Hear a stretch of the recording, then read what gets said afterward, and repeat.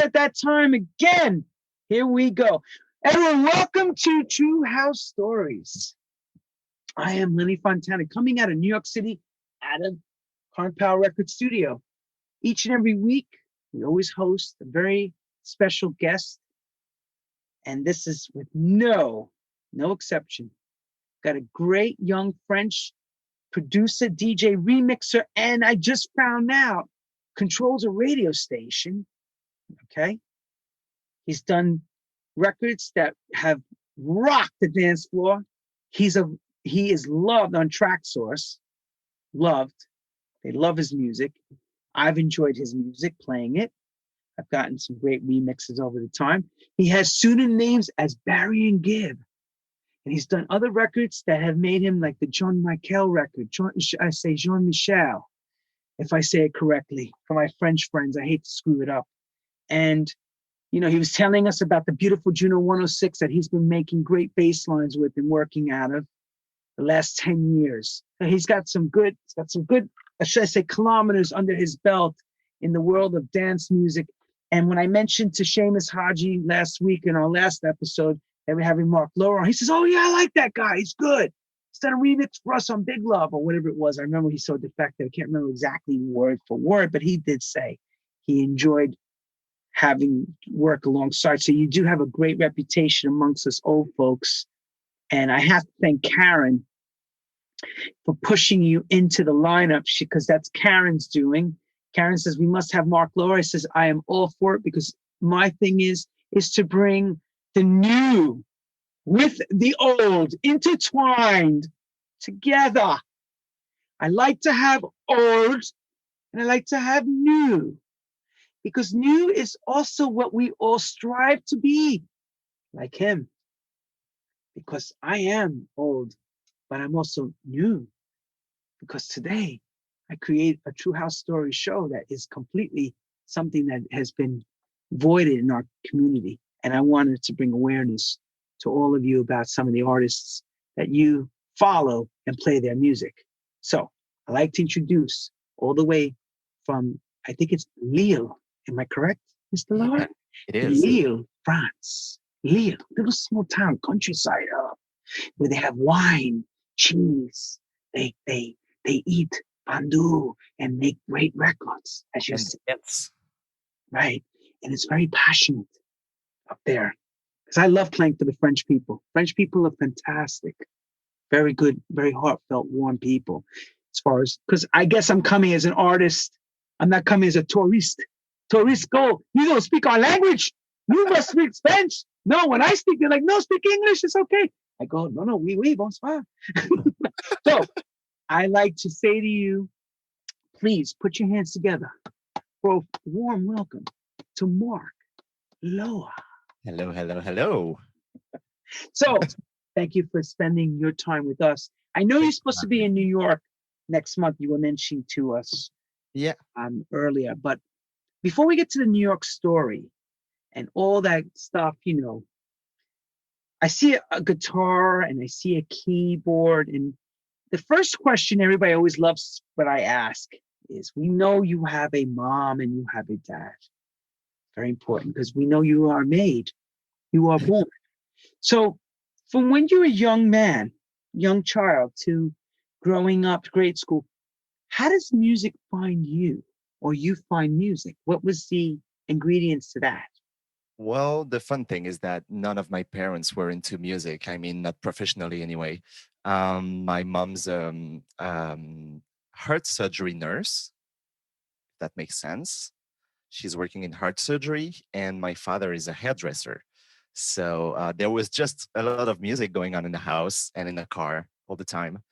And so I grew up listening to a lot of music, both French music and English music, basically.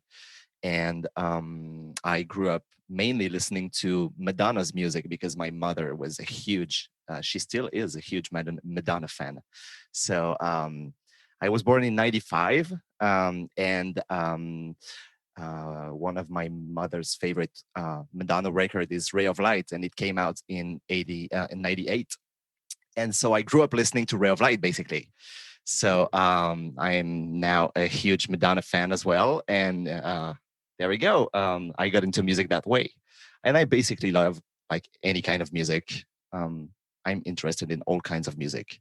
I don't have a specific genre I like more. You know, I like to listen to anything. But what is your favorite music when you're not producing music? Let's just like you're running around doing errands in the car, or, driving around town. What are you listening to? Is it house music? What are you listening to? The fun thing is I don't listen to house music a lot when I'm not producing.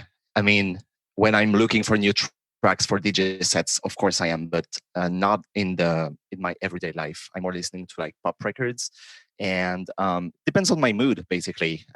Probably like everybody else.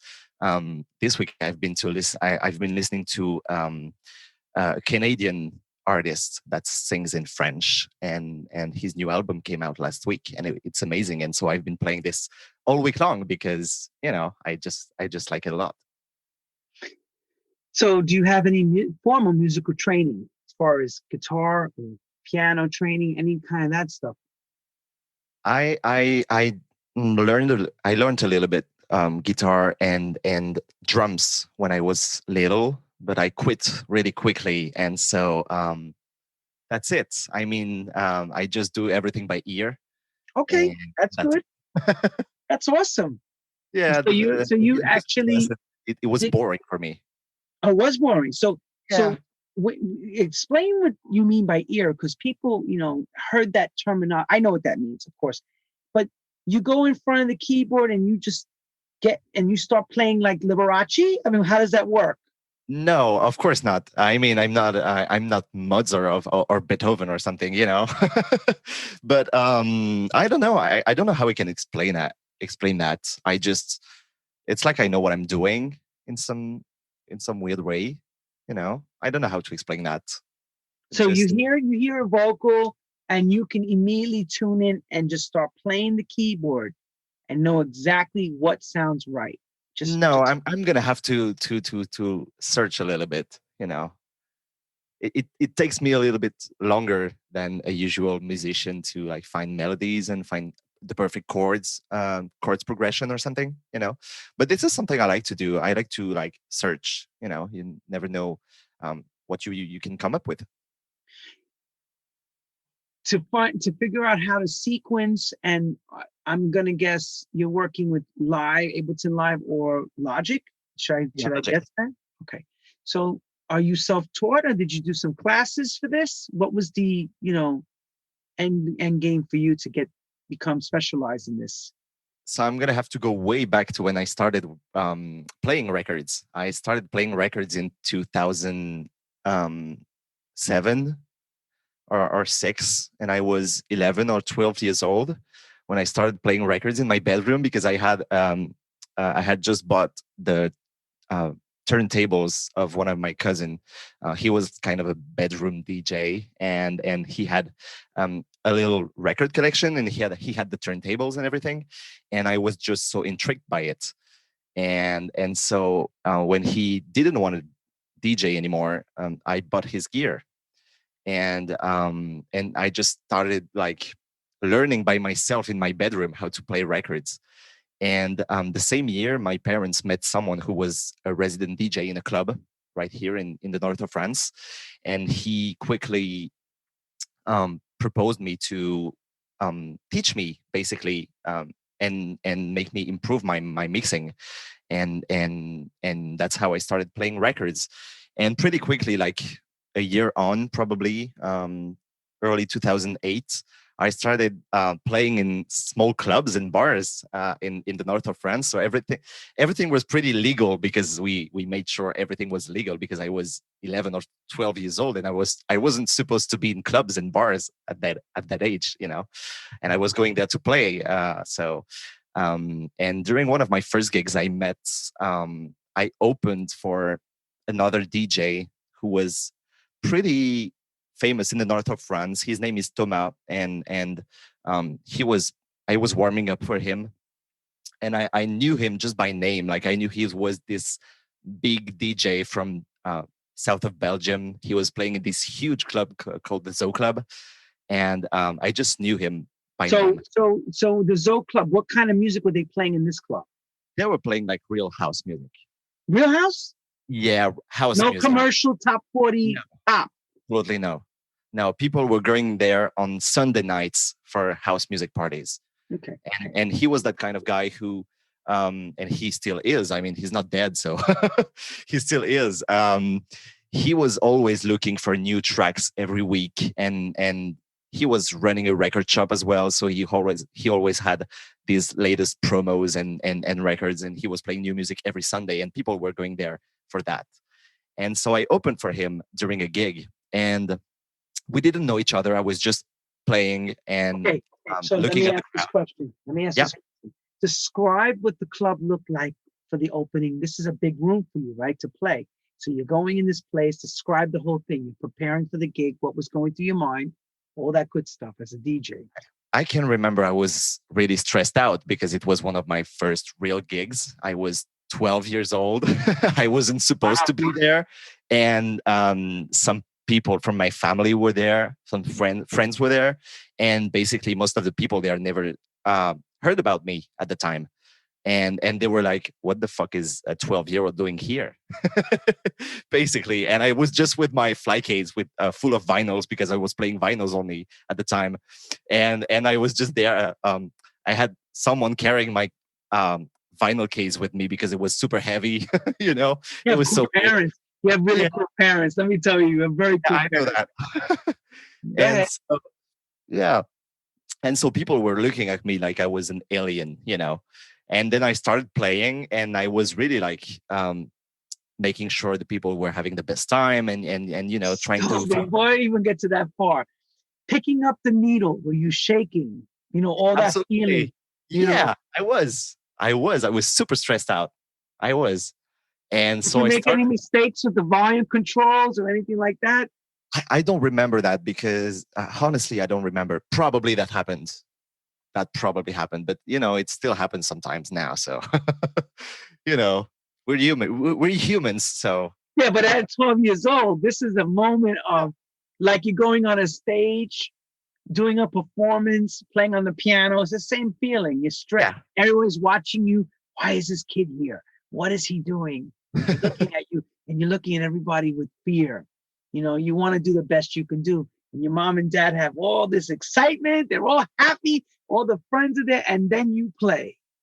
Yeah, so I start playing, and the crowd was pretty happy with what I was doing, so I was happy as well.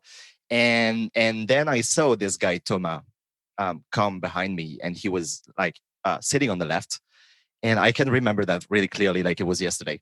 And we didn't know each other, and at some point during my set, he started filming me with his phone, and I thought, what is he doing? Like, why is he filming me? You know. And so I ended up my set. He started his, and after he played, we had a little chat. He came to me and he said, "You know what you did was really good because I personally think anybody can be a DJ, anybody can learn how to play records, but not everybody can understand a crowd and choose the right tracks to put on and that kind of stuff." And he said, "You did a really great job." And he asked me if I was producing music already, and I wasn't. So as he had a real like how can I say that, he was living out of his music for his whole life, and so he offered me to come to his place and teach me how to make music. So that's how I ended up making music. Wow. He said, "You cannot be just a DJ; you have to produce music." Yes, You know? and that's very true, especially today if you want to Yeah, be recognized outside of your town. Because exactly. otherwise you just work in the town, and that's good for some people. Some people are happy with that. Yeah, And I always say there's nothing wrong with wanting to work in your town and be strong in your town and make a name for yourself. But if you want to take this to a world level, the only way a world level happens is from the records you make. absolutely. And I wasn't. I mean, I wasn't back at the time. I wasn't thinking about it as a career. I was just making music to have fun for myself. You know, I was still at school, and I had no idea what I was going to do. So you know, I had no ambition in making it my job. Wow. So he's the one that basically opened that door for you. Yeah, because then from that first gig when we met, I started hanging out at his place every Wednesday after school. I was going to his place, and he was just teaching me how to use Cubase and the plugins, and how to lay drums, and how to make a melody, and all that stuff. And so from that moment, I started working on my own as well. So what I was doing is I was working on small demos at home, and I was bringing them to his place on Wednesday, and we were working on mine to improve them, and that kind of stuff. So And he so I, kind of, so let's put it like this. He was kind of like a teacher, um, mentor in English, mentoring you yeah, to bring you to this level. yeah, he was, and he still is like my second father. I mean, we're hanging out all the time, and we have the radio station now together, which we'll probably talk about later. And so yeah, we developed a really big friendship, and we started making music together in 2008. So my first record came out in 2008, and back at the time I was making more like electro house and progressive house. I was really into Prida, Dead Mouse, that kind of stuff back in the days. And so my first The record was funny is, called, back in the days is not too long ago. no, I know, but I mean 14 years or something. No, I mean, no, 12 years. 12 years. In music, that's a long time, but in human years, it doesn't seem that long ago. Right. Yeah. A lot of So, things changed in 12 years. I remember in that time, David Guetta was huge with his sound.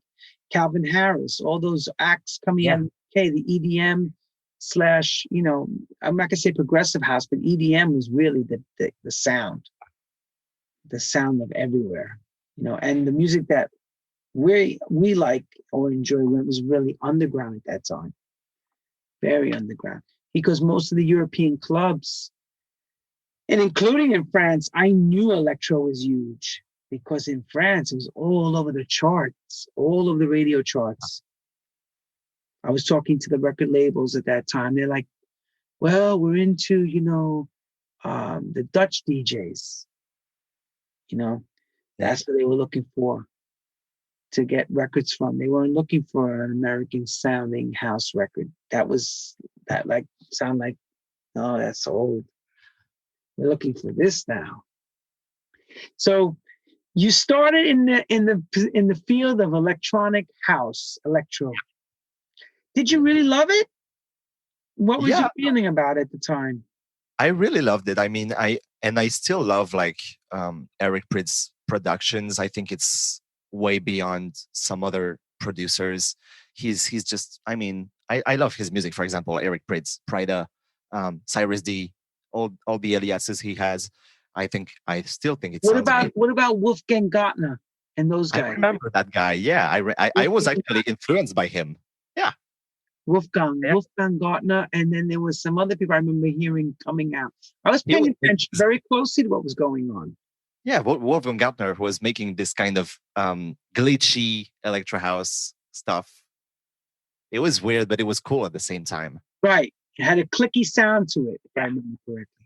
Because I was playing some of those records in my set. They would work, some of those records would segue very well, and the crowd would get excited when I was because Mhm.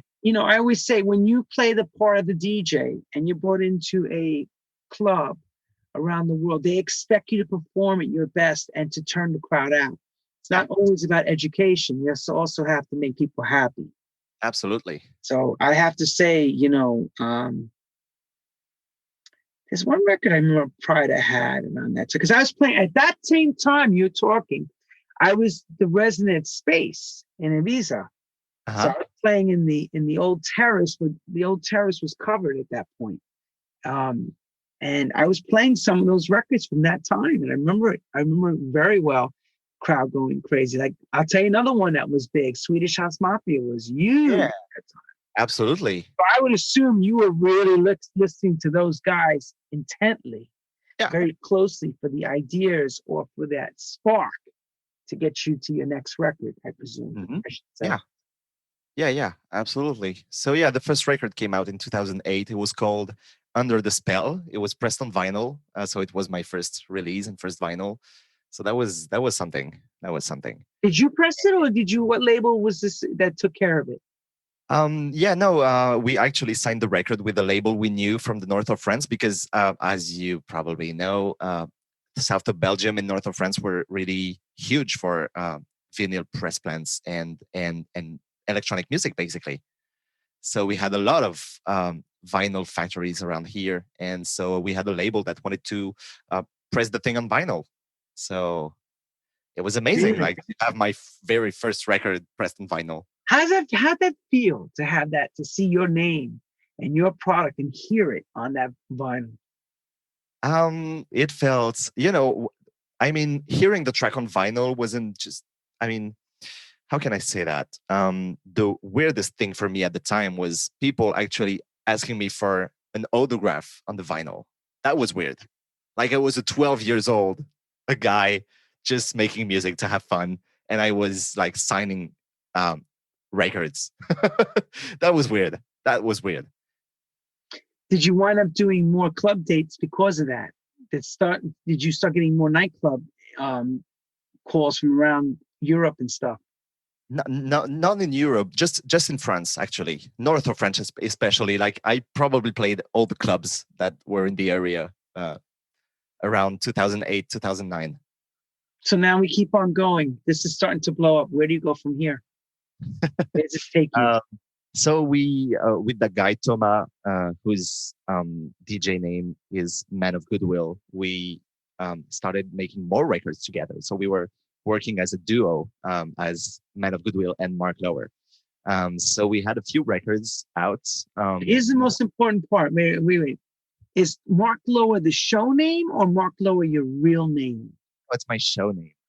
You have a show. This is a show. I always thought it was the real name. No, it's not. My real name is Quentin. Everybody, let me reintroduce you, Quentin. We have to do monologue now. Known as Mark Lower. I knew that. I just wanted people to know. I knew it was your real name. So, Yeah. so he has a show name, and it's a cool name. Where did the name come? Where did this name? How did this name happen? My name? The Mark Lower name. The name. Mark Lower name. I have no idea. Like at some point, we were making music, and I just didn't have a name to make the music, and my real name wasn't like, it wasn't sounding really amazing for an artist. Quentin's a hot name. We have Quentin Harris. That's another New York DJ. I know, but my last name is like very French, and so it didn't sound really cool. So I just had to figure out a name, and that's what I came up with. I have no idea where it comes from. Like I cannot tell you. So yeah, we had a few records out together with that guy, and then I started really making music on my own with my own studio in 2012. So I started making records on my own from A to Z. And one of the first records I had done on my own was a record called Bad Boys Cry. And I had bought this vocal online in a sample pack. And I just worked something out around the vocal I had bought. And it's now my biggest hit. So that was weird, at the same time. Like it has 66 million plays on YouTube up to date. And that's just weird. Why is it weird? I don't know. I mean, it's weird because I have no idea where it comes from, like how people got to know the track and that kind of stuff. So take us down the road. Did you sign the track to somebody else, or is it something you guys put out, your family? What was involved with that? So when I came up with Bad Boys Cry, I was listening a lot to Nervous Records tracks. And they had just launched this other label called Nervous. How do you say that there? NURVOS. Yes, it was the other off-brand of Nervous Records. Yeah, and they were releasing amazing music on the label. Like they had Let's shout out to Mike Weiss and all the brothers and sisters at Nervous Music. Absolutely. New York.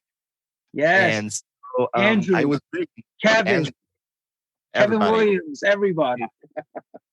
And so I was really into Nervous Record at the time, and I thought, why? I mean, I should probably send it to them and see if they like it. And it was my first encounter with an American label. So I sent the track to Andrew at the time because Andrew was and still is the AR at Nervous Records. and he answered pretty quickly that he liked the track, and I think we signed the contract the same day. So it felt unreal at some point. Exciting, huh?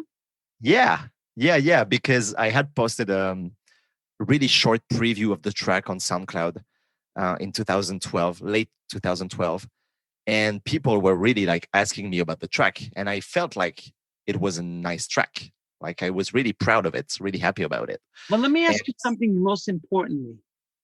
You're just starting out in the music industry. How old were you at that point when you signed the Nervous Records contract? How old were you then? 17.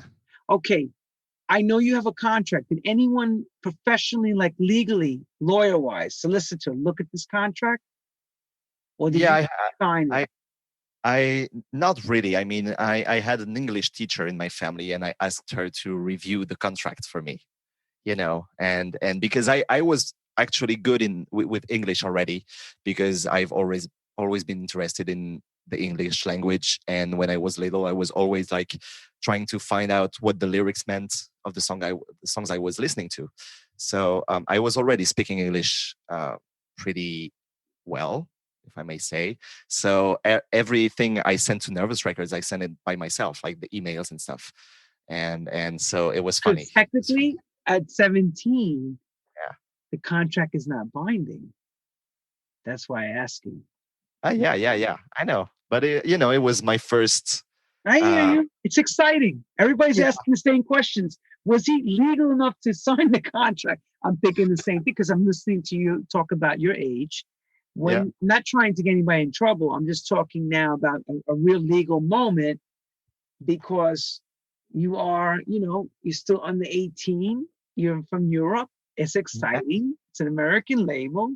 And I get it. You always hear these stories of a record becoming huge and then you somehow find out later they were screwed, they didn't have it correct, the publishers. uh-huh. So you were happy to sign the record. You didn't care about anything except signing a record at that point.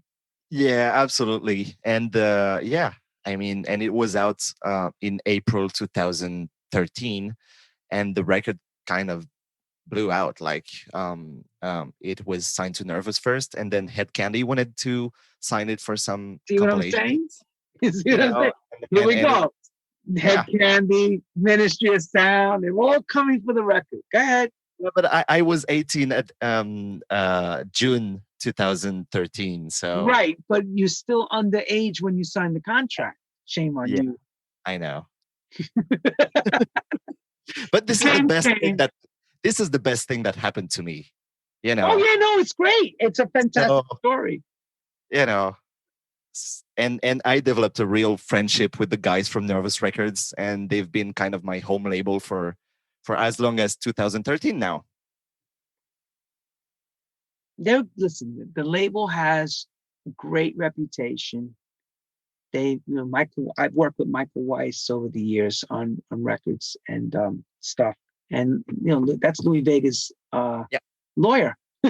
I know that, and Louis Vega's done a lot of stuff as well for him. I mean, most of us who are in this house music scene, we've all worked with him, Nervous Records. So I know the excitement of that. Look, I understand the excitement of a record deal. I still get excited when I get a record deal done.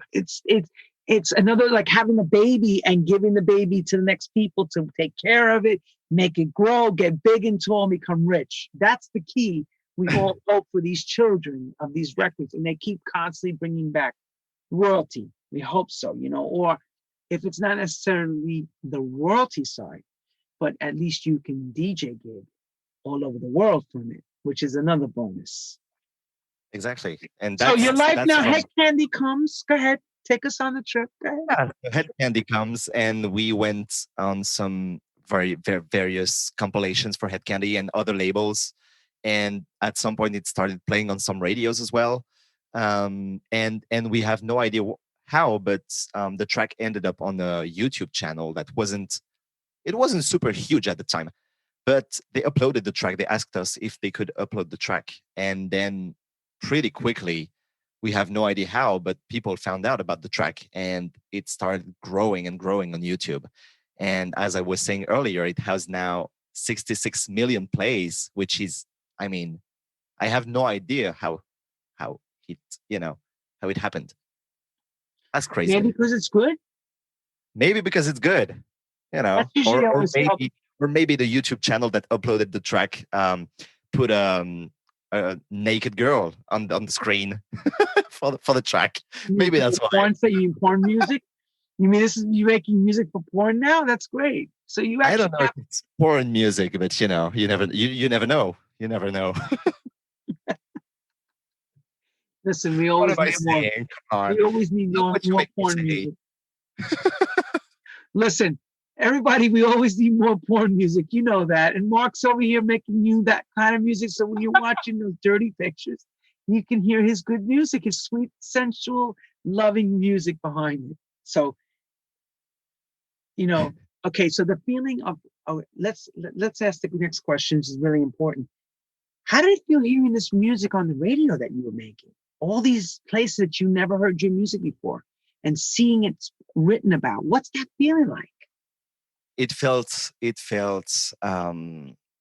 weird, first of all, because the Bad Boys Cry record started playing in some shops all around the world, and shops that were in my city, in my hometown, basically. And sometimes I was entering a shop and I was like, "What the fuck? Why the fuck is my music playing there?" you know? Why? Why is Uh, it playing? yeah, why is it playing? How did it Did you yell? Did you yell at the owner? How dare you play my music? Shut it up! I hope you pay royalties for that. So I was going to places, and I was starting to hear my music pretty much everywhere, and it was weird. And then some friends starting to friends from all over the world and all over France, they were going to restaurants and shops, and they were like, "I heard your music in the shop, I heard your music there and or there." And I was like, wow, that was crazy. And that's how I started having international gigs, like from that record. Really? Yeah. Wow. This is my lawyer calling. Hello, legal. You want Mark Lower to be taken off? No problem. We take him right off now. So anyway, now, what's your mom and dad telling you? Because you're still young. And here's the thing. I know they'd be telling my daughter, you still going to school? You going to college? What's going on there? Well, You you know can't make what? money with this. Now, I'm in the music industry, so I'm going to talk like a father. Now, everyone, listen carefully. I'm going to talk like a dad. I'm going to back myself away from being the producer, DJ, remixer, and label owner. We're going to talk like a father. I'd be telling my daughter, what are you going to do? What if you don't make it with this? Like, what? Do they mention anything to you like that? What's going on in that end as you're making all this progress? So when I signed the record to Nervous Records, I was like, that was weird. Like we were having dinner, and I told my parents, you know what? I signed the record to a New York label today, and they were like, what? What? What? you know? Yeah, wait. Yeah. What do you mean? Wait. The question must have been like, what do you mean you signed a record to New York? Yeah. You know. I don't. So They must have said, I don't understand. So can you tell me it again? Going, yeah, I was and like, my daughter would do the same. I sent this track to those guys in New York, and they like the record, and so we are signing it, and they're gonna put it out. And I was like, but I don't know, I just want to share my music. That's all. I again from that moment I had no ambition in making this my job. I was What still was at in the school. mind of yours, in ambition? Okay, so you're doing the music. What's going on in the mind? Like, what are you thinking you're going to do? You're going to become So a doctor, a lawyer? What is this possibilities? I was still at school. Like it was my last. The fun thing is that it happened the same year. That was the my last year at school. Like, perfect timing. So I was still at school. I was in a pretty basic school path, and I was learning cinema as well. So I was learning how to make movies, how to write movies, how to direct movies, and that edit movies and that kind of stuff. So you were going And to go after become the next Roman Polanski? Was that your idea? You were going to be the next big cinematographer, producer, I Roman. I don't know, but I was thinking about working in that field. Probably in cinema or making movies, or I had no idea, or I was probably gonna end up being cooking chef, a cook, basically, because I loved to cook. I still do. So, Really? yeah, yeah. Well, So I we've, didn't we've know what had to do. segments of cooking. We've had many segments about DJs cooking. At Yeah, it's interesting how one works with the other. it's a thing. Yeah. Big time. So the fun thing is that when the Bad Boys Cry record came out, I had my degree the same year, and as the Bad Boys Cry record was doing well, it launched my DJ and producer career. So I didn't ask myself any question. I just jumped into it. You know, I took my chance. And the chance paid off. Yeah. And So my from parents were like, my parents were like, do whatever, do whatever makes you happy. Like, we're not going to tell you what to do with your life. They were pretty supportive the whole time.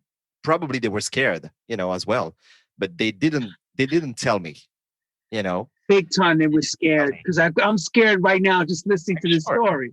I'm sure they were, and they never told it. They never told it to me. They were like really supportive and really telling me do whatever makes you happy, and if it works, then good. Then if it doesn't work, you will have to find something else. That's it. But And what they do made you me just plan to do if this fails? Because they're asking the question. If it fails, what do you plan to do? well, I told them I was probably gonna end up a cook, and that's it. See? I'm doing Or the same thing your parents did, I bet. or The be a sound same. engineer or something. Something like that. Because you can't make money in movies unless you are rich and they're probably screaming at you and Exactly. saying to you, are you crazy? You Yeah. need to do regular work, right? Yeah. You know why So that is? I tell you why. I tell you from a parent's position. Number one, everyone, when I left my mother's at 17, same as the rest of the stories, like he's saying, 18, I said the same thing. I will make it. I didn't know what the hell I was doing, but I wanted to be this international DJ. I didn't even know about international DJ. I just wanted to play in New York City. That's all I wanted to do and make records. And I didn't even know how to make records. I was classically trained as a pianist. That's the end of that. Moving on. Anyway, they were scared shit because yeah, they said, probably. what if you fail? And you're good. And my mother, I'll never forget, she said, you're going to fail. I says, no, I'm not. Well, here I am today talking. My mom, she rest in peace. I'm here talking to this man today saying, here I am interviewing you and I'm listening to your story. It's similar to my story. Almost. It's kind of like the same. But people are saying, follow your dreams. I'm seeing them write that. Yeah, So you did follow your dreams. I did. Yeah, and that's from the Bad Boys Cry record that I created an ambition of having a music career, basically. And I started getting my first international gigs like a few months later. What was the Actually, first international gig? Did you go? Romania. Romania. Bucharest? No, it was Timișoara, which is a city on the east of Romania. And this was my first international gig, and I played a lot in Eastern Europe at the time because the record was doing really well in East Europe. So yeah, that's how it started. So now you're jumping in a plane, getting in records together to go play in Eastern Europe because you're Yeah. making music that works in that field, that area. Yeah. That music, that electronic sound was really big at that time in that area. Yeah, and Bad Boys Cry was the first kind of deep house record I made because I went from my 128 BPM progressive house to 123 deep house. You know, yeah, Mm. that just happened. You know, and because that's how I felt about the track when I bought the vocal to make the track. So it just happened. Did you have any issues legally from that buying that track? No, And because the fun thing is that the actual singer contacted me a few weeks later when the track was released, and she said, "I'm the singer of Bad Boys Cry, and we should make more records together." okay, so now tell us the phone call of how that happened. What's her name or how did it happen? Email, what came in? Pigeon, birds, where they come in contact you? Where did it come from? A lawyer? When the track was released, my Facebook page started growing in terms of followers, and so I started getting messages from people all around the world saying, "We love the track. The track is incredible," and blah blah blah. And I was like, yeah, I'm an 18-year-old boy making music. That's it. I was shy, about it. And I got the message from a girl one day, and she said, Scarlet Quinn, and she says, um, hello, you probably bought the vocal from a sample pack online, and I'm the actual singer of the track. So I really like what you did with the track, and maybe we should work on more music together. That's how it happened. As simple as that. Simple like that. Yeah. And she was so happy that that record was starting to blow Yeah. up. Yeah, because anyway, she was still getting publishing on the track. Oh, sure. So it was a win-win. So where do we go from there? Who brings who where? Would you go meet her somewhere? Did she come to your studio? She was from Brighton, In England. And so we started chatting, and I learned that her husband at the time was. Do you know that band Freak Power? no. It was first. It was Fatboy Slim's Norman Cook's first band. Fatboy Slim was playing the bass. Yeah, no, I know he's in that. I didn't know the name of the band called Freak Power. I had no idea. It was called Freak Power, and the singer of the band was Ashley Slater, and he's Scarlet Quinn's husband. So we started chatting. Ashley Slater, I know Ashley Slater, but I didn't know that was the band. Wow. So he was in the band. He was in the band with Norman Cook at the time in the 90s, and he was Scarlett's husband when I made Bad Boys Cry, and so we started chatting, all three of us, and that's how we came up with new records. I mean, the first record on Nervous Records was Bad Boys Cry, and then I had another one with a sample of. I'm going way past. Question. Here we go. So now you make the consummation with the phone calls, everything. You guys now become a writing team. Yep. What's the process behind you doing the next songs? Are you making them in the studio where we're looking at right now, or did you go to England to work? What happened? So it was only from a distance. Like I was working the demos in my studio, then I was sending them the demos, and they were making the vocals over it. That's how it happens. And so she sang the stuff over in England and then sent it back to you, correct? Yeah. So pretty quickly in 2014, late 2014, Nervous Record asked me to make a kind of album. And so I worked a lot with Scarlett and Ashley on the album. We had something like 4 or 5 tracks out of 10 together. And it was just amazing. I mean, we were making really cool music. It was really cool. So as you're making the demos, you send them over to Andrew and Michael Weiss, right? At Nervous, correct? Yeah. What was the feedback coming from them with the singles? Oh, they were really liking them. Like, I don't remember them turning down the demo, to be honest. They didn't turn down anything you sent. I don't think so. Maybe if Andrew is watching us, he's gonna tell us in the comments. I don't know, but I'm pretty sure he never turned down a demo. So he loved everything you were doing, regardless if it was terrible or great. Okay. And from the album, when I signed the first album with them, they offered me to be my management team as well. So it was amazing. It was amazing. So you went from having no managing team, being on your own, graduating high school, cinematography, the whole deal, changing professions without even realizing you changed, jumping into the music industry. Now you have a lawyer and manager, and an album deal, all within 6 months. Exactly. That's a wow factor to me. And my parents were like, "What the fuck is going on?" Yeah, that's what I was gonna say. Like just making money and stuff. It was, Wait a minute, where are you going this week? Like they were asking you, where are you going? And it was like that. Why are you going there? Why? And at first I started playing in East Europe, so that wasn't that far. But when I started playing like in South America, they were like, "What the fuck are you gonna go do in South America?" Like I was gonna go play in Brazil and Argentina, and they were like, "What?" It was. They called you to go all the way out there, right? Yeah. What's that like for a young guy to have that call? Tell us. I mean, when the album came out on Nervous Records, I had an email from a guy from England that had his own booking agency, Eugene. I'm still working with him today, Eugene, and he offered me to be my booking agent. Who's And this? Who's this guy? Eugene, he's a English booking agent. He's working for Fresh DJs booking agency. Is that Fresh DJs the same as Barry M? I think it's Yeah, Barry M. Yes, I worked for them long time ago. Yeah, I yeah, thought so when I saw the on your resume. yeah. Fresh DJs. I wasn't sure. Yes, I know Barry. I remember when they started that agency. Okay, so now you got Eugene as your Booking. specialized booking manager.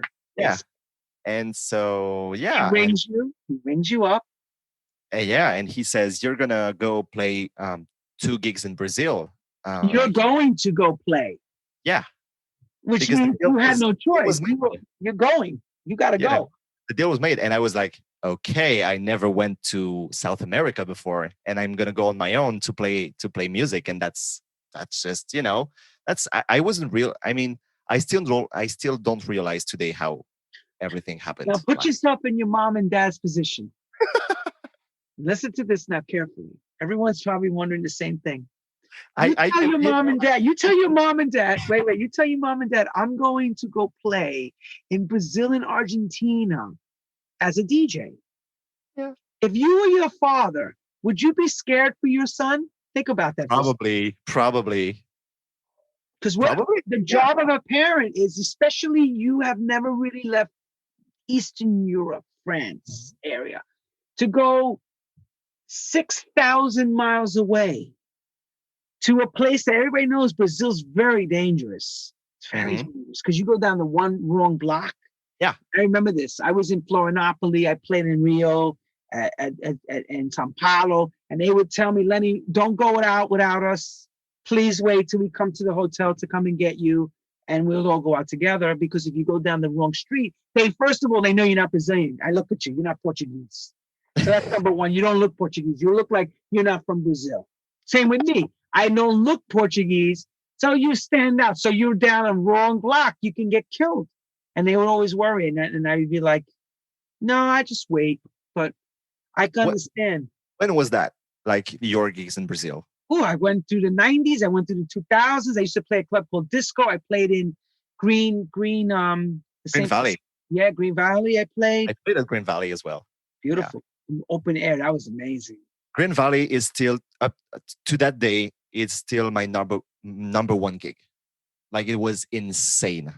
Like I found myself in that room with. I mean, it's not even a room; it's outdoor. Open air. It's an open air Yeah, gig. and there was 11,000 people, and it was my biggest gig to date. You hear that, people? And 11,000 people to go see and Mr. Mark Lower. And that's I something. felt Come on. I felt sick before the gig. Like I Why? literally because I was super stressed out. Like, they called me 2 hours before the gig and they said, the party is sold out tonight. And I was like, yeah, how many people are going to be there? And they were like 11,000. I was like, what? Can you say that again? And I literally threw up because I was like super stressed out. Yeah. It was crazy, but it's still my number one gig to date. Like it was insane. The people there in Brazil, they're so hot. They like to party and I there's remember so seeing much concept to fireworks it. blowing up over the top of the people when we were That's playing. crazy. It's crazy Crazy. enough. So yeah, I mean, and I can imagine my parents saying to like friends or colleagues or whatever, my son is gonna play in Brazil this weekend. And your That's weird. friends who work at regular jobs like IKEA or the shop, and they ask this question, but don't they have DJs there as well? I used to hear that in my whole career. Why they bring you there?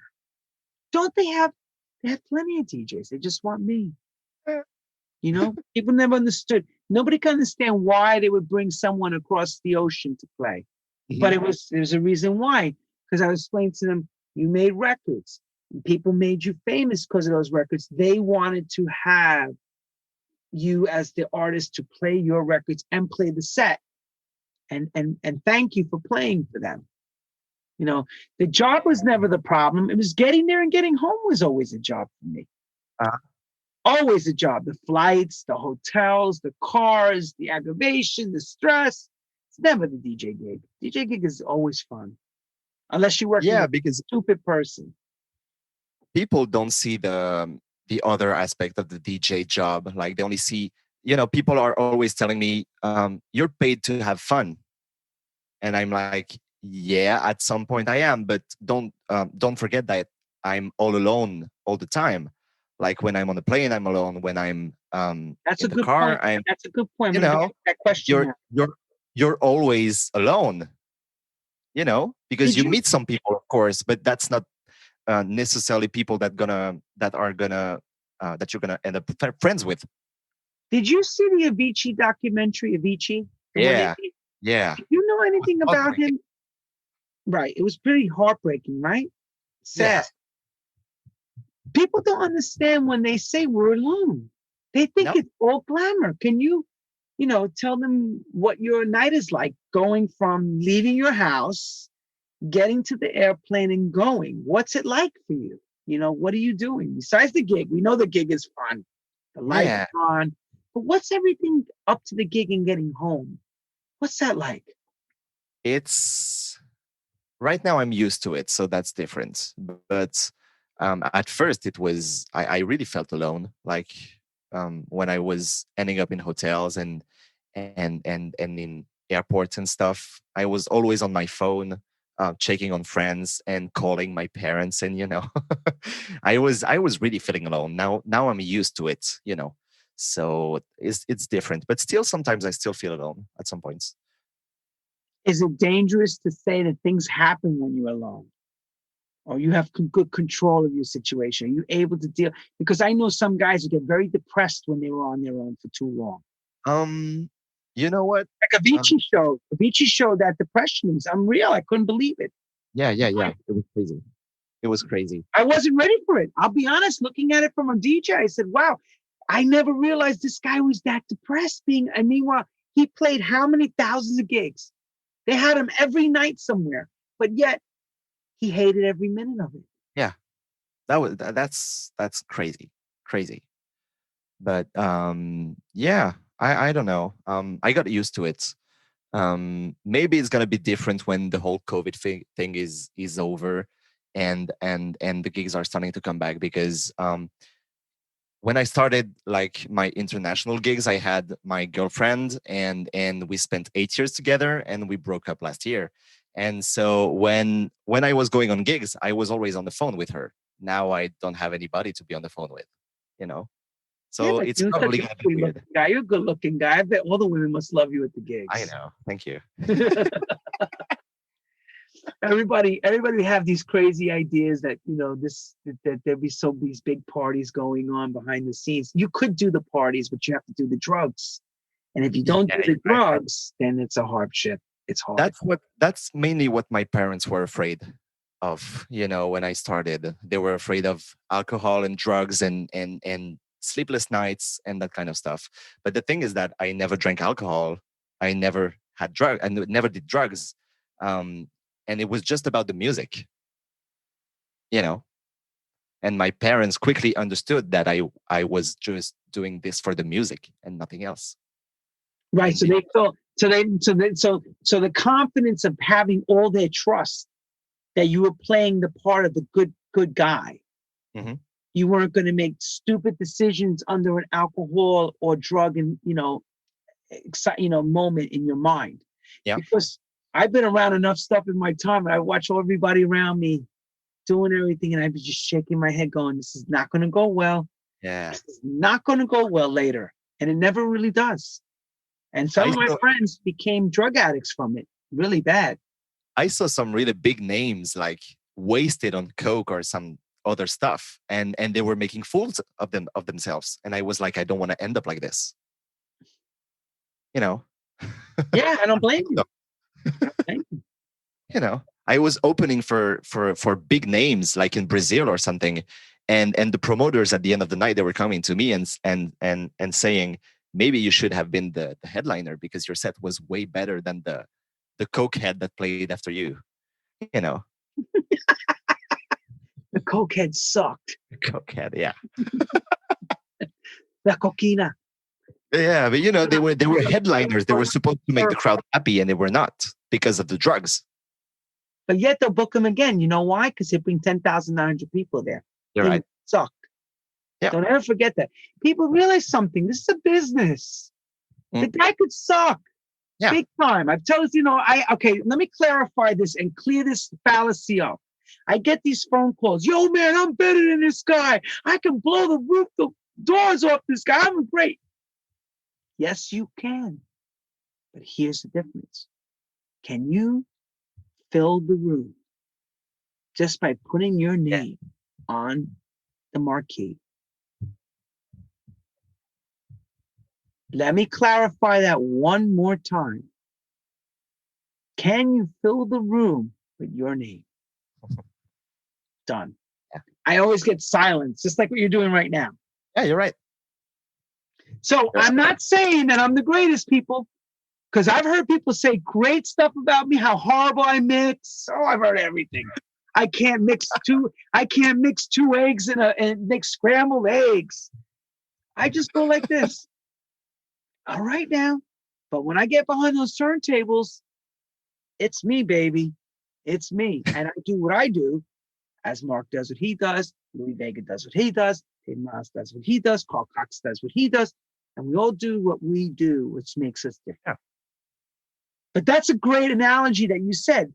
The guy who played after me was terrible because he was in another world with drugs. Yeah. It's just the way, it's the nature of the beast. And how many times you asked when you come to play before COVID, Mark, can we get you some drugs? All the time. All the time. How easy is it to get the stuff? Like, tell people this shit. They don't understand how easy this stuff is. I went to some places and people wanted to shake my hands and they were literally giving me MDMA or ecstasy. That's right. While they were shaking me. And you know what? I became paranoid at some point because even just touching the thing and throwing it away, I was afraid that the next day at the airport, the dogs or anything were gonna smell the drugs on me, and it wasn't even my fault. You know, I became paranoid of that.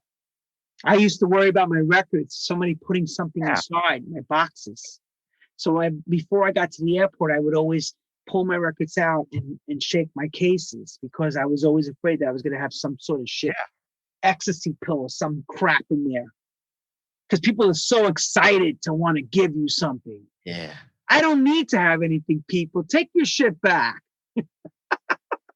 No, I just like to have a martini. I'm good. But the production is growing. When does the remixing, or should I say productions? I saw names, Jean-Michel, Barry and Gibb, which is the Bee Gees. I'm like, where does these names come from? Specialty record for Barry and Gibb. I'm like, where does everybody wants to know where these names come from, these productions? So wait, even before that, when do you change your musical style? that's the most important thing we need to know. What year and what happened? So basically, I was making from 2013. I was making kind of laid back deep house music, dance floor house. I mean house music. I was making house music, you know. And then as I grew up, I started watching a lot of documentaries and reading books about the things I liked. And as I told you earlier, I was really into Madonna. And so I started watching like documentaries about her career. And I found out that she was friend with Keith Haring and Jean-Michel Basquiat and Warhol and all the New York scene, basically, of the late 70s and early 80s. And that's how I became like really interested in disco music from that era and the art scene in general, the New York City art scene. And so that's how I went to the disco sound, because I started listening to a lot of disco records. I used to search for Larry Levan mixtapes on YouTube from the Paradise Garage, and buying books about disco, about the art scene and everything. And so that's how I came. That's how I learned about the disco sound. Larry Levan would be so proud if he was here to hear that. He would be. I wish I experienced the Paradise. I know he'd be like, "What? No way." If I could go back in time, that's when I would go. like New York, late 70s, early 80s, just to like be part of that huge art scene in general, like both music, art, and visual arts and whatever. Well, Andy Warhol was a big part of that art scene. Yeah. You know, he led it, and they had the Warhol followers. You know, and Keith Haring. I mean, Keith's pictures were all over New York in the subways. I mean, and he did towards the end of the garage. He did all the mural. You know, he painted his his stick figures. He put the stuff in the parks. He was everywhere. You know, but I could see, and he loved the music that we all love. Yeah. So he was around it, and it was amazing time. So I could actually say I remember seeing all that and visually hearing it, visually seeing it and hearing it. You know, but we didn't think like that when it was happening. It was just, and okay, New York was dirty, filthy, rough. Everything about New York was hot. The hottest place to go out nightclubbing. You had great clubs in New York City. Oh my God, a plethora of great rooms, great DJs. Of course, all the music coming out was hot. D-Train, Sharon Red. I mean, I guess some of the records, it's funny you mentioned, I brought these up because they are part of your landscape that you talk about, that are part of what you accustom yourself to do. Did you realize Glitterbox was happening? Any of that stuff was going on yet? Or you were just looking into New York, do YouTube and stuff? No, I was just looking into New York and just learn, because I like to learn things. I really feed myself with culture and art and movies and a lot of stuff. Like I like to learn things every day. And so I was just trying to understand how all this New York City culture came out and everything. And so I heard my first disco records just a few years ago, actually, like my first real disco records. What was the first one you heard? Oh, well, maybe anyone. it was Loose Joints All Over My Face. This is probably one of my favorites. Quirky sounding record. Oh yeah, I love it. So good. The bass line is quirky. So, it's wild. Yeah, and so from that moment, I started sampling disco records, which I had never done before. Like I was not working with samples, maybe only for vocals, that vocals that I was buying online, but I was not working with disco samples yet. And I started doing that. But I was always trying to work with instrumental samples and getting new vocals on it, like proper songs on it, not just use the whole sample, the whole track, put a new beat on it, and that's it. No, I was trying to find the best samples from the tracks I was listening to, and rewriting new songs over it. Okay, so you try and take it to your vision. Yeah. Basically, interpret it, take for how you view it, regurgitate it, and make it into what Mark Lower wants you to hear. Exactly. Yeah. Tell us that record, that one of the first ones that you did that with. It was probably a track called Where the Party's At.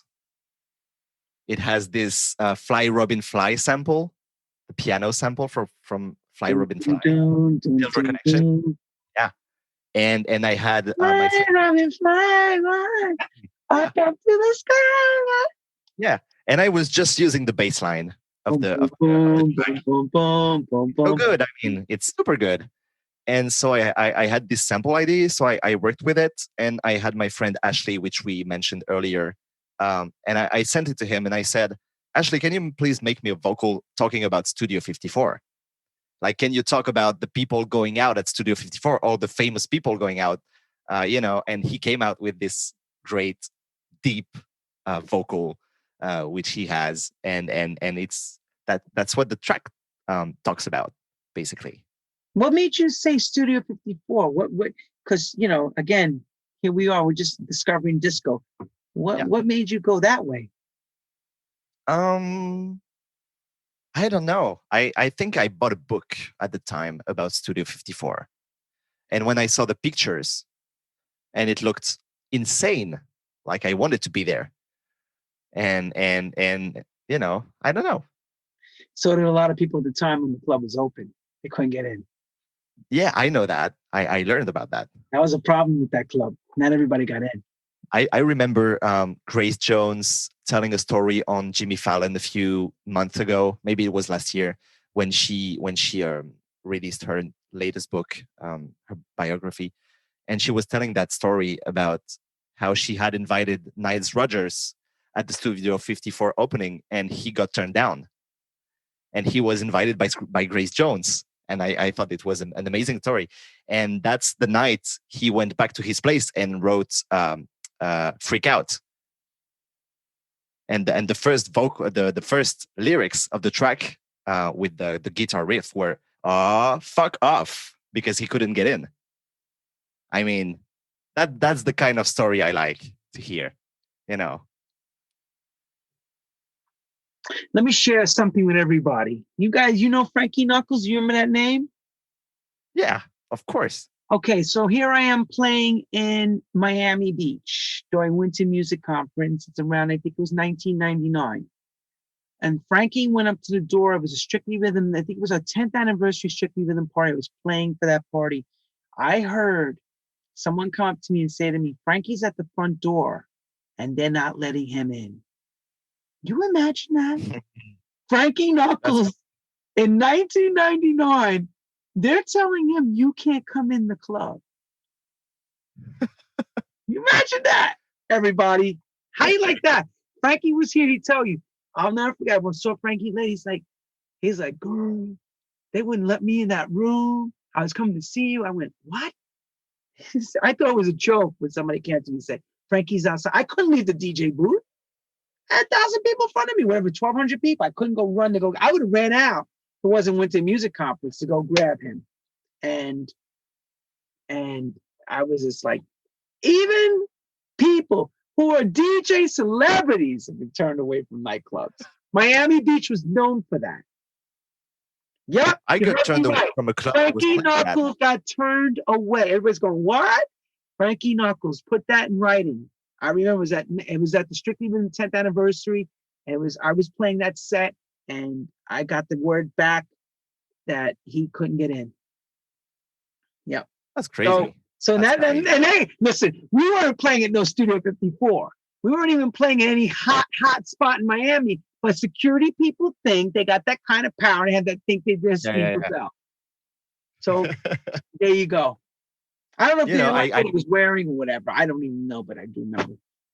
I got turned down from a club I was playing at one night in London a few years ago. Like I was playing in a club in Camden Town in London, and it was in the old stables.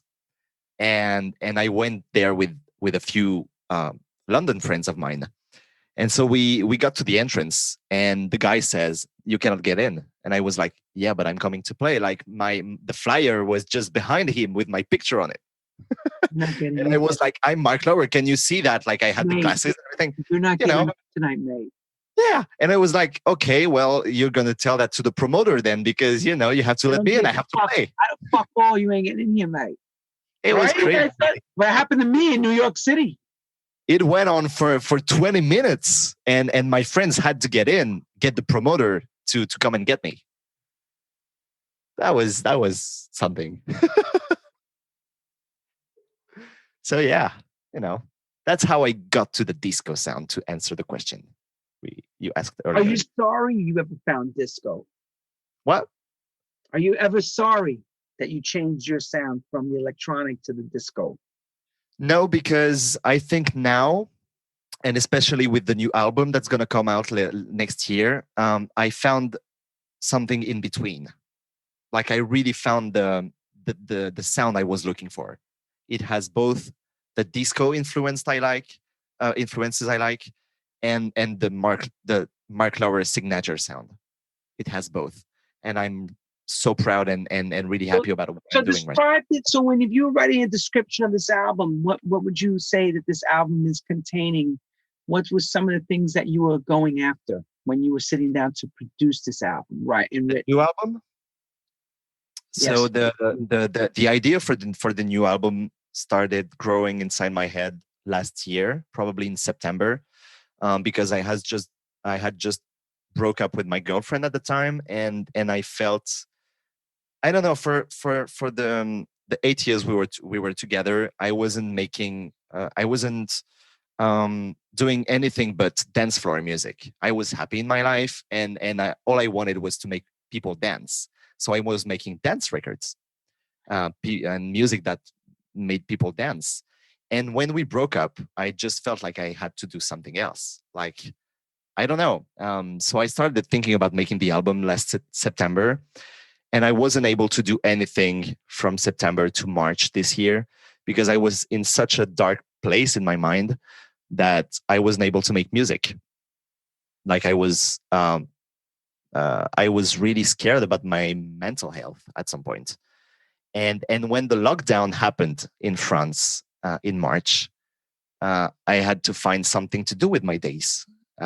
So I started making music again. And at first, I was pretty scared that the album was going to turn out like pretty sad or something. And um, pretty quickly, I started making dance floor music again, but with a twist. Like I was speaking about, I mean, the new album is going to be about um, sad lyrics at some points, but with a contrast with the music, if that makes sense. I'm probably going a bit everywhere at the same That's time now. okay. You explain it the best you can. Yeah. It's artistically your direction. Yeah. So yeah, I'm really excited about the new album because I had the pleasure to work with people I'd never worked before.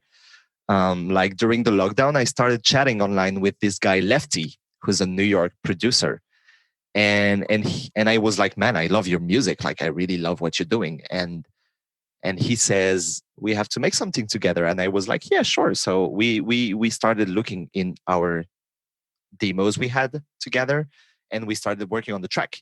And then he says, do you want me to make to lay some bass and guitar on the track? And I was like, do you know how to play bass and guitar? And he was like, yeah, absolutely. And he's a genius. I mean, he's a real genius. And so I ended up working with him on most of the new album tracks for guitars and bass. Oh wow! So So you got that live instrumentation. yeah, yeah. I'm gonna go back 3 years ago when Nervous Records offered me to come to New York for a week and work in a studio in Brooklyn. They were doing this for the first time, and this is the first time I experienced working with real musicians in a studio and real singers in a studio. That was 3 or 4 years ago, I guess. And from that moment, I said, I don't want to work with fake guitars anymore. I don't want to work with fake basses anymore when I need a real bass player. You know, I don't want to work with plugins for that. And that's when I started working with real guitar players and bass players, for example. And it was only like 4 years ago or 3 years ago. That's okay. Better late Yeah, than never.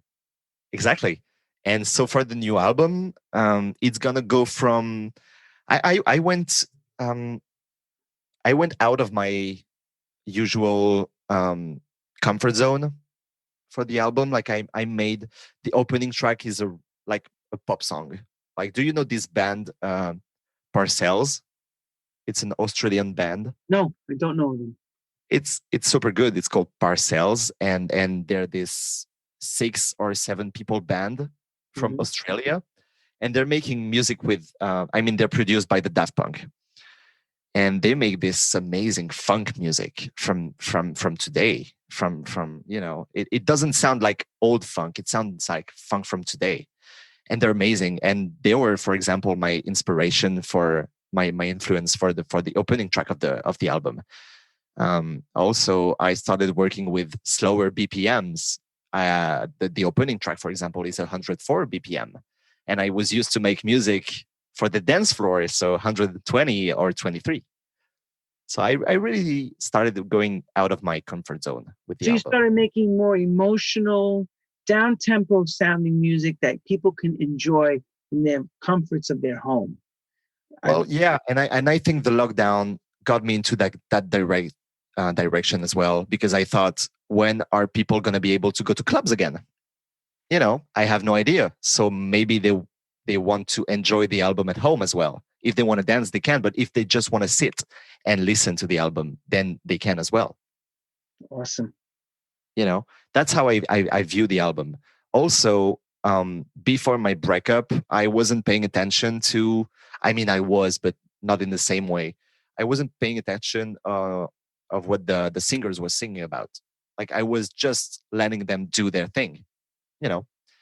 And from when I started writing the album's music, I started myself writing lyrics, ideas, words, things I was thinking about when I was making the music. And when I started looking for singers for the tracks, I actually sent them all the ideas, and I tried to actually be part of the writing process of the lyrics, which was something I never done before.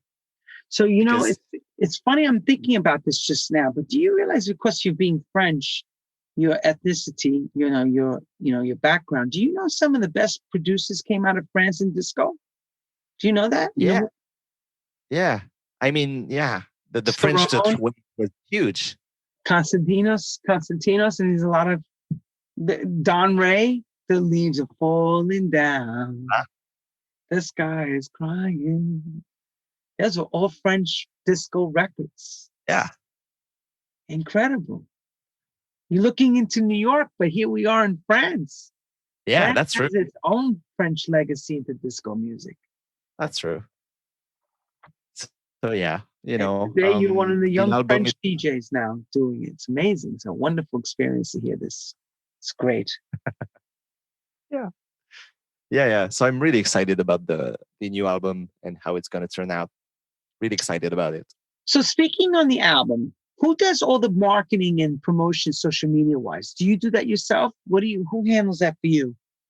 As far as I do everything by myself. So you're very hands-on. You're very hands-on then.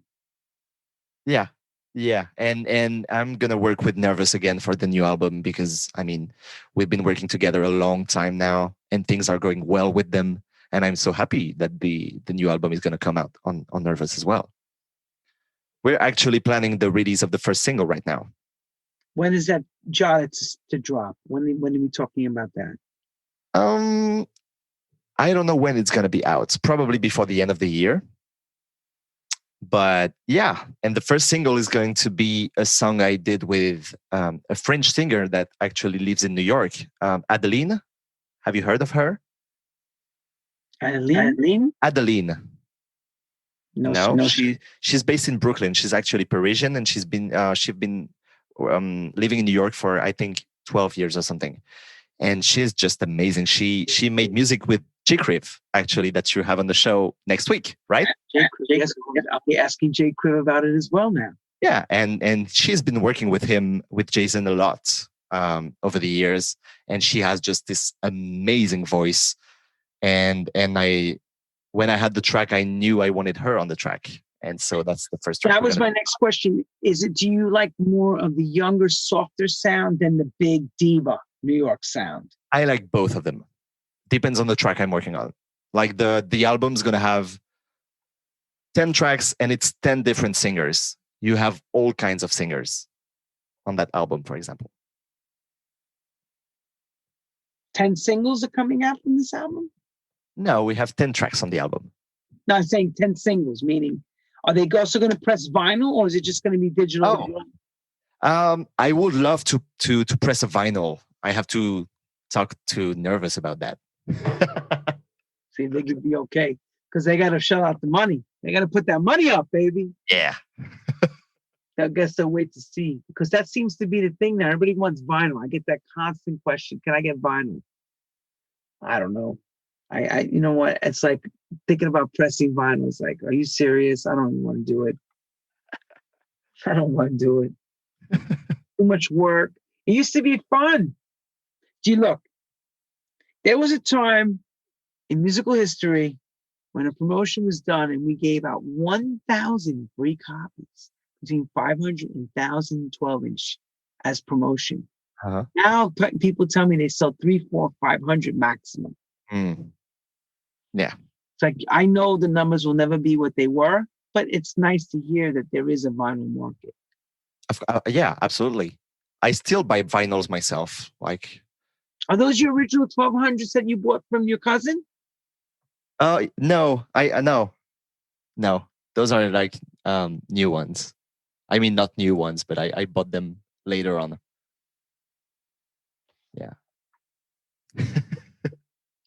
So as I've talked to Seamus had told me you did remixes for them as well. So when did this remixing game start for you? So you probably heard about Dr. Pecker on Oh, I Glitterbox. know him. Very good guy. Great cracker. Greg, he's amazing. From Really Brisbane, great. Brisbane, Australia. Brisbane. Yeah. And he was like charting some of my tracks on TrackSource all the time in his charts. And I ended up sending him a message on Facebook saying, "Greg, thank you so much for charting my tracks. I'm so happy that you like them." Blah blah blah. And pretty quickly, we ended up thinking that we should make a record together. And I had this disco sample idea of an old Italian disco record that I found out, and I sent it to him, and he liked it. And so we did the track, and we sent it to Seamus, and Seamus liked it straight away. So we signed the track, and then it got pressed on vinyl as well. I probably have a copy somewhere there. Don't get it. This is the one.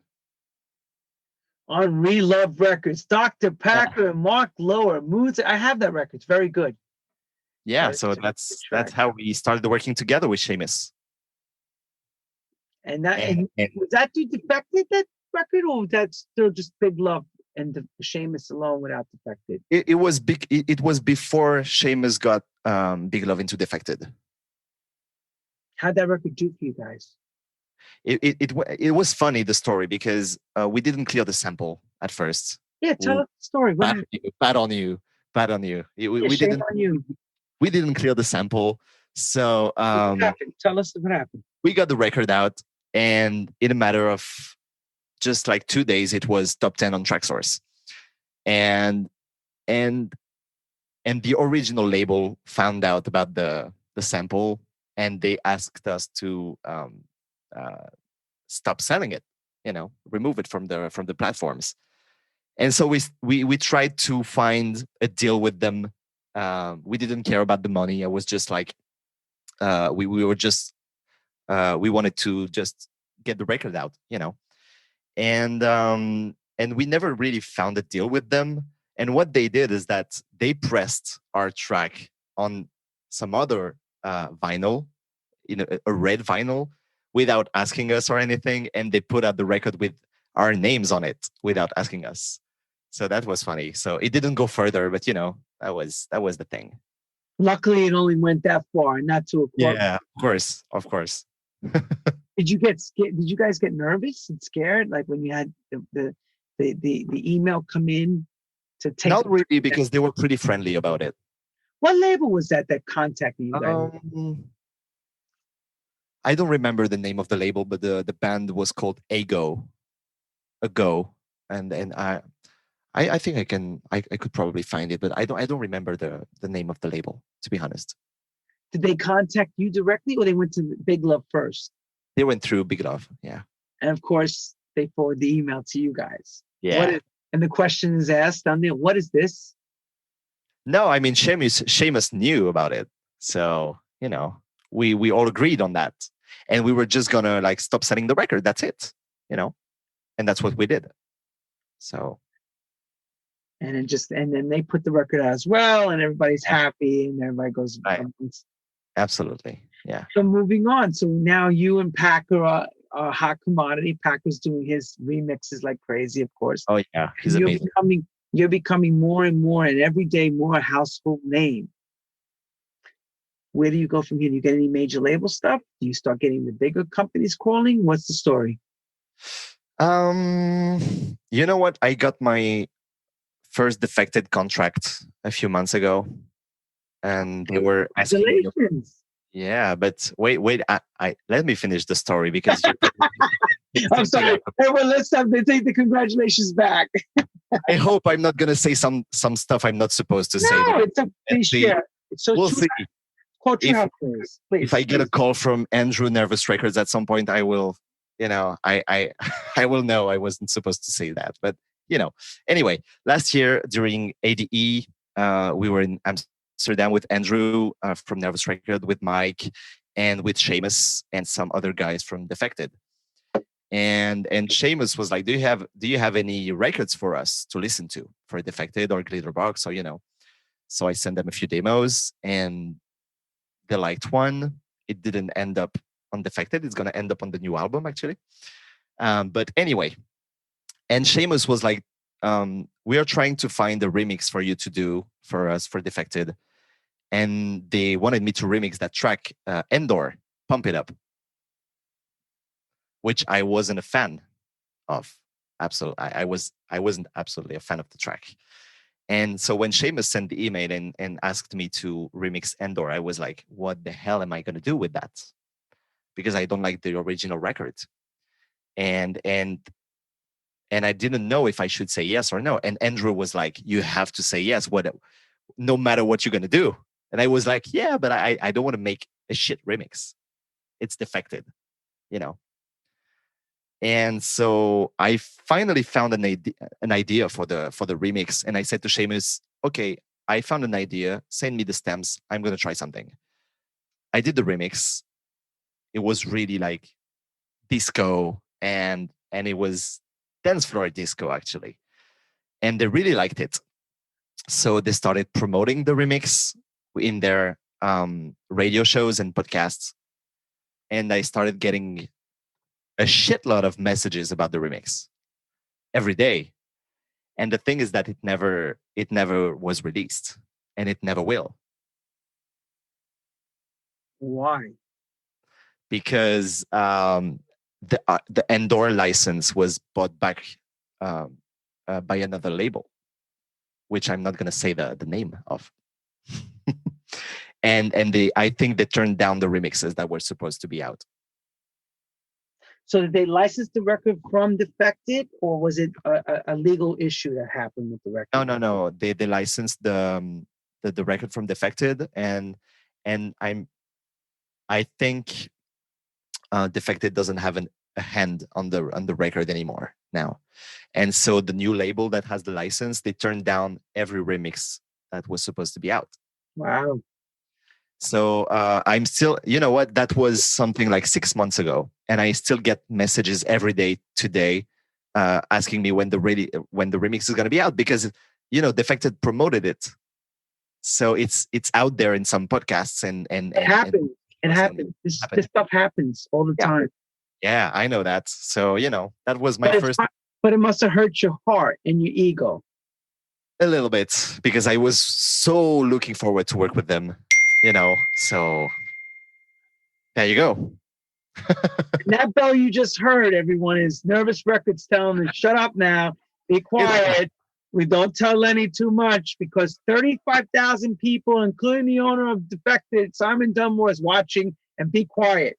Oh, fuck. Simon, if you're watching, we love Defected, of course. Of course we do. Of course we do. And it's hard. No, but let's talk about it from an artist perspective.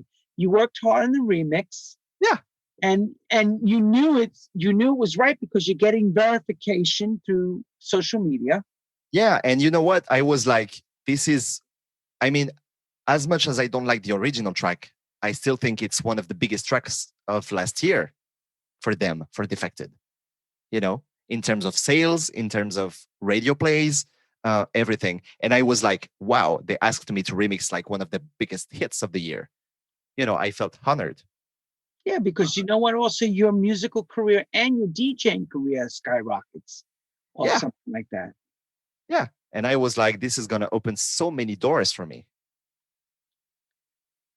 Right, as you're doing it, right? You're thinking, I'm in the big time. The lights are going around my name, and then all of a sudden, they sent me the contract. I signed the contract, and I was like, woo! I was sending a text to some friends of mine saying, I fucking signed a contract with Defected today. How important is that? How important is that? It was crazy. It was crazy. When I mean, yeah, it was crazy. It was insane. But Dude, I did the I'm not record of the I'm year not for them. desperate. I'm not desperate. I had Seamus by email a few weeks ago. He was asking me if I had any demos for them. I will for sure find something for them at some point. Right now, I'm focused on the new album, but when the new album is done, I'm sure I will find something for them because I wanna be part of it. Very important. I'm ambitious about being Well, part of it. it's funny that me as an A&R person as well, we all say the same thing. We need to branch ourselves out with other record labels because it helps with your social reach. Hmm. Your fan base gets to know that you can be versatile and work for different sounds and Yeah, different labels. Very important. It's a good place for you to be. yeah. But you got to realize something with the remix game. Sometimes the best remixes you do never get heard ever. Yeah, I know. That's what I It learned. happens to everybody. The remixes go in the shelf. The artists don't like it. It wasn't approved. Whatever. Record labels get sold. Records get licensed, like what happened with that record. Went licensed, and the new owners of the license say, "I don't want nothing. I just want the original mix." Yeah, Que sera, sera. that shit You know happens. that shit happens. We got a big album we're going to be working out. Now, how do you deal with the no touring of this? How are you going to be able to promote this album with no tours? Because the touring is a big part of a promotion of album, putting the dates in Yeah, the calendar, I right? know.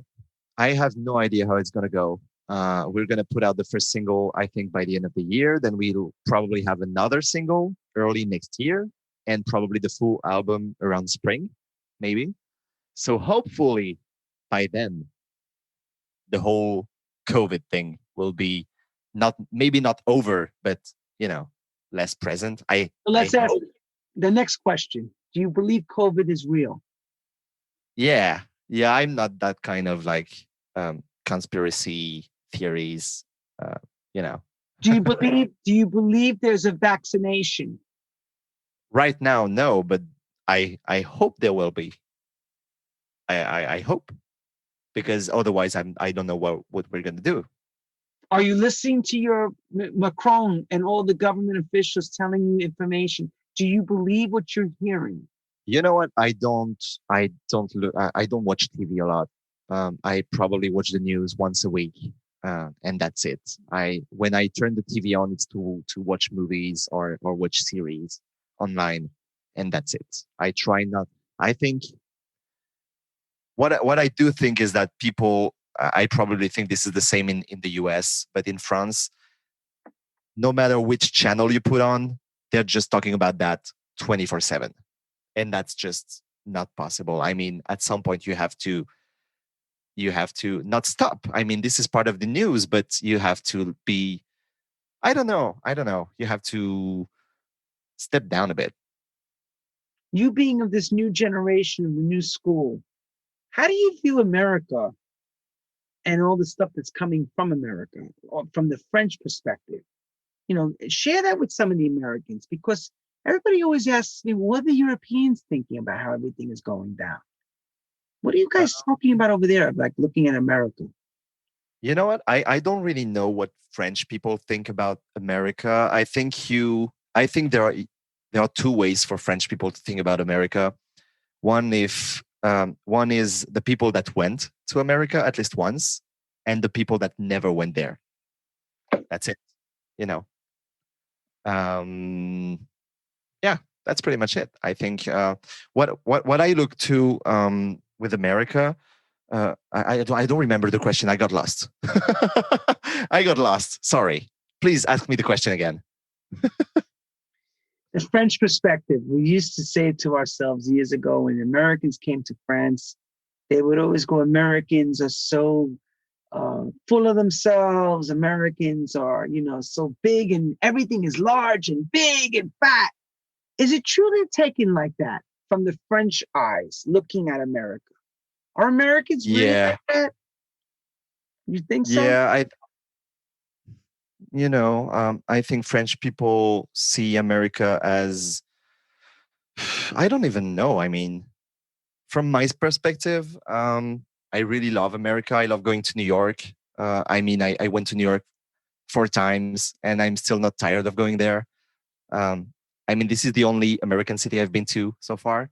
I was planning on going to LA and California this year in May, but of course, because of COVID, I haven't been to California.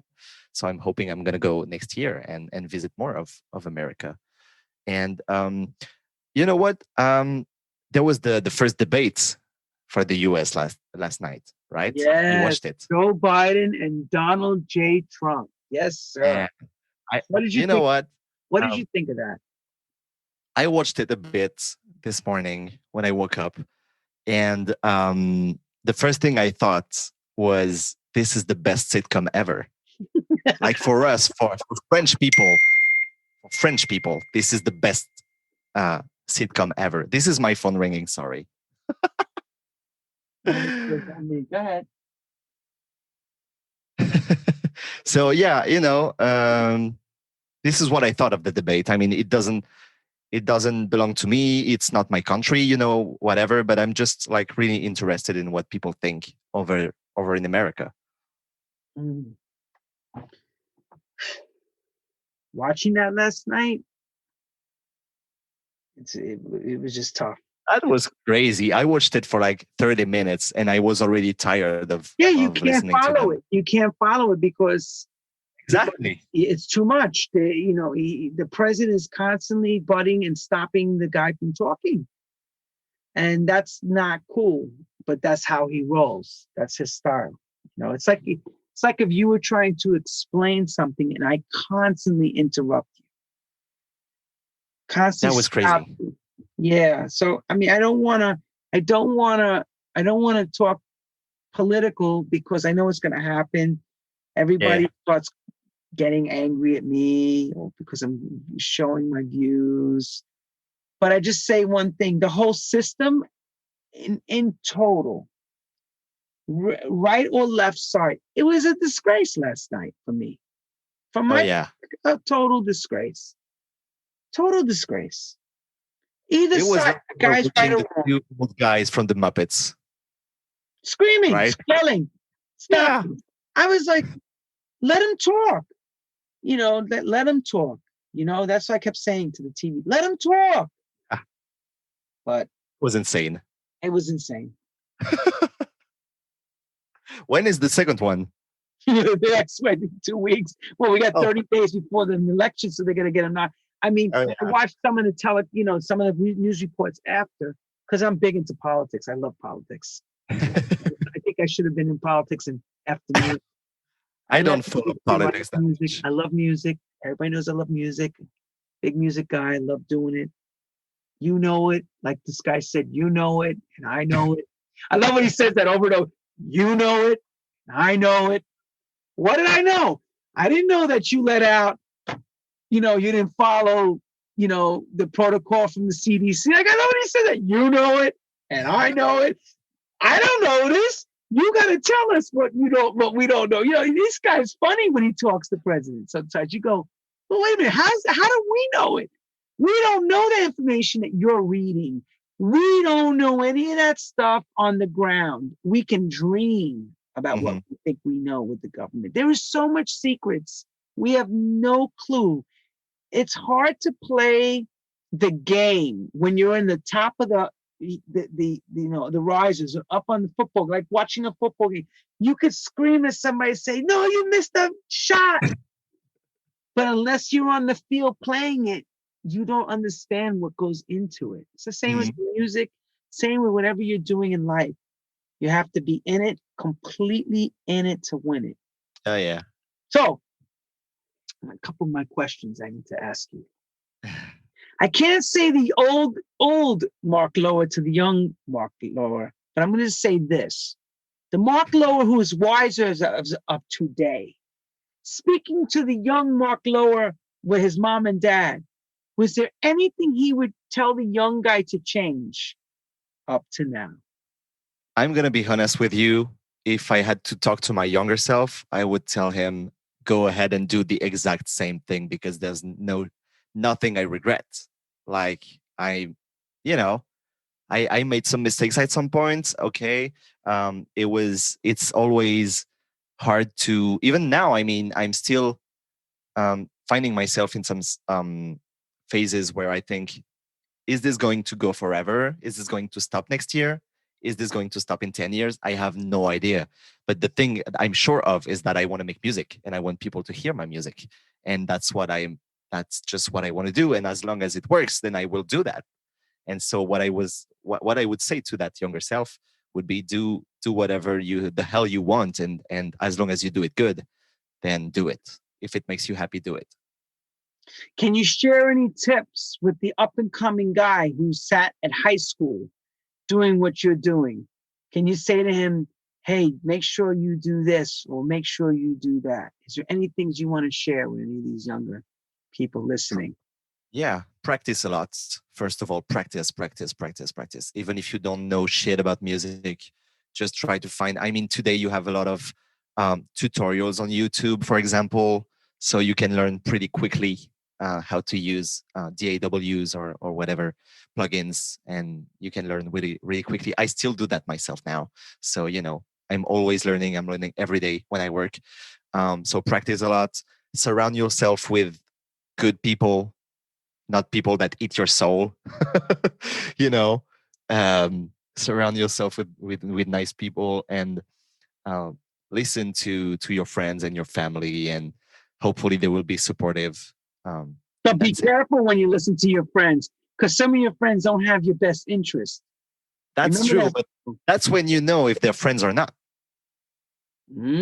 So, yeah, here's a question for you. How many friends have you let go because of your fame? Not that many, because um, when I started making music, I met some of my best friends in 2008, and we still have the same group of friends now, like the exact same group. We're like a group of 10 or 12 friends, and we never left each other. And we are able to speak about everything together. We are able to um, critic each other without none of us getting angry, you know. And that's what friendship is all about. I'm so lucky to have the friends I have. Really, if some of them are watching right now, I'm saying it to them. I'm so lucky to have some of you guys around me, because You know, they it's are. funny. I took my daughter out for her 21st birthday on Monday, and I was talking to her best friend and her best friend and my daughter was saying about their high school group. Now, my daughter's in her final year of college. Mhm. She's probably going to go on to her master's program, but she was talking to her friends, and they couldn't understand the fact that she had this group of friends from the high school that were part of the acting group. Mhm. Okay, and they're still friends today, Yeah. like super tight. So when you're telling me this is twice this week, I heard this that you like my daughter. I mean, I have a few friends that are like that. Few, very few that I have from that era. And then a lot of them are dead. Due to the lifestyle and everything like that. Yeah. I Yeah. grew up with and hung out with at these clubs. They're gone. Just because of the heavy lifestyle of the alcohol, the drugs, and the promiscuous sex. But the you saying that is like I noticed this generation has that Yeah. different than my generation or generations previous to me. Good on you. This is great. The fun thing is that I'm almost only hanging out with friends that are like twice my age, or almost twice my age. You be my I son. only have I almost only have older friends. Like I probably only have 3 friends left from high school that are my age, but that's it. I don't feel connected with those people that are my age. You know, we don't have the same common points or interests, and I just want people I can talk to about pretty much anything. You know, I want to talk about art with my friends. I want to talk about cinema. I want to talk about shit. I don't want I want to talk about music. I want to talk about books. And most of But you people got my to age realize don't talk something. about that. You got to realize something. Your life is so different. When you started traveling, Yeah, your mind opened up. Exactly. You don't have the same thought process as the guy that went to school with you. Yeah. He's having children right now. He's having, thinking about house and his career at that one job. And like, this is going to be his job till he dies, basically, or he retires to the next Uh-huh. point. Your job is thinking like, what new song am I going to be doing? What new club can I get to? Where am I going to go with this? Is this going to be on some big compilation, or am I going to get a deal with a TV company to take my song? You're thinking in a different world. You're in a different place Mhm. than most people.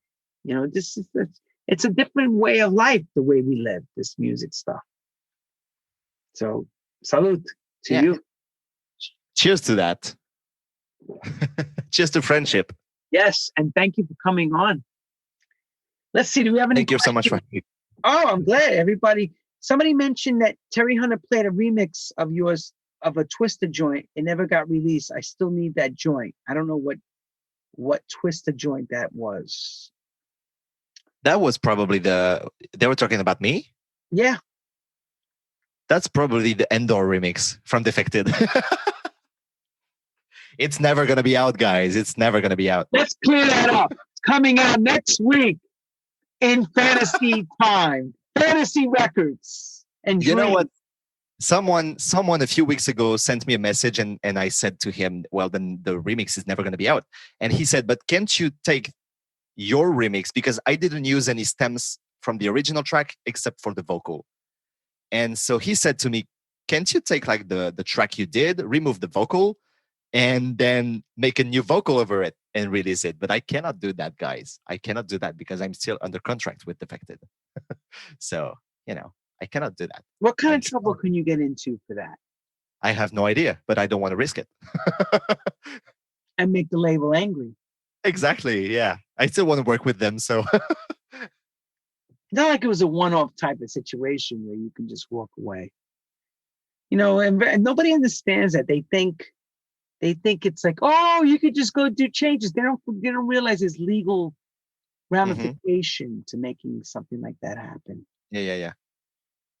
Sometimes people online just take that because it's your music, you can do whatever you want with it, but you can't. Yep. So tomorrow you start playing your guitar. I see you have a Fender Strat behind you. Yeah. And you're into white furniture in a very white room. Yeah, it's white and gray. Yeah. When do you really think we'll be all back to normal again? How long do you think it's going to be? I have no idea. I think probably not before next summer. I think. I have no idea. Really, I have no idea. I don't know. But you have one last thing I wanted to ask you. You mentioned you had a ticket for April to come to New York. Why did you stop? I mean, I was supposed to come in November. Okay? I'm sorry, November. Excuse me. I was supposed to come in November for my mother's birthday. She'd never been to New York, so I kind of told her, Mom, I'm going to bring you to New York for your birthday. So we were supposed to come in November. And of course, because of COVID, the flights got canceled already. So I was thinking to come before Easter next year. So we'll see what happens and if I can come or not. That's the key, brother. Here's the deal. Let me clarify this for everybody. I keep saying it every time. You can get on the plane and come to New York. I can go to Paris, Charles de Gaulle, get off that plane, and they will turn me right back around. Exactly. That's the problem. You could get a flight. You ain't getting no country. You ain't getting no country. Yeah. Sad right now, but we're going to get through this, everyone. We're going to dance again. We're going to dance together again. Oh, yeah. I miss dancing. Play music for you again. Don't worry. I miss dancing behind the turntables. Like, I really like to dance when I'm playing. So I'm missing that a lot. Sometimes I dance myself just alone in my studio, I have to say. Are you being vigilant going out with your mask? Are you protecting yourself? You taking care of yourself? Yes. Absolutely. When the vaccination does come, will you take it? Probably, yeah. Yeah. No matter what conspiracies you've been hearing about the chip and everything else, you will be. Yeah. I mean, yeah. Yeah. You'll be relaxed. You'll take it with no problem. Yeah. Yeah. I mean, I would probably not be the first one to take it, but you gotta wait to see how everybody else does. Be the first one to take it because I won't. But if someone does it, that's I just saw that some of my friends are commenting on the thing. If you are real friends, my friends, you will take the vaccine before me, and then I will take it after you. That's when I know you're my real friend. You want to tell me that you want your friends to show you the example that it's fine before you take it? You're a nice guy. Just kidding, of Yeah, course. make sure you buy Mark Lower's records. We want to thank Mr. Mark Lower all the way from France, breaking it down, making me laugh, schooling us and teaching us that a 25-year-old guy can make massive records starting out at 12 years old. That is a story of stories. I enjoyed it, and I know everyone that tuned in enjoyed it. And this thing will become historical. But one last question. When you leave here, where are you going? I'm not talking about going to the store. Where is Mark Lower going? Is he staying with the disco thing, or is he going to go into the house scene? Where are you going? You know what? I don't know. I'm just letting myself go, and I just make the music I want to make, and that's it. I'll see what I come up with.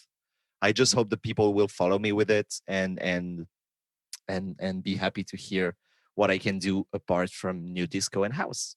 For example, on the new album, when they're gonna hear the slower tracks, I hope they're gonna enjoy it as much as I enjoyed making them. So make sure you look at Nervous Records. Keep watching for the release dates. Stay on Mark Lower's social media. Send them all the messages. Let them know what you think of the records, because it's very important as a producer and writer. Exactly. You get that first-hand touch from the buying public or the people that are Spotifying. I post a lot of videos on Instagram and Facebook when I work on the new album. I post a lot of videos from me working in the studio. Oh, come on. That's 25 of your close friends say, I love it. I love it. I want to hear from the other people, 1,000 other people that tell me they don't like it. Come on now. Send it off.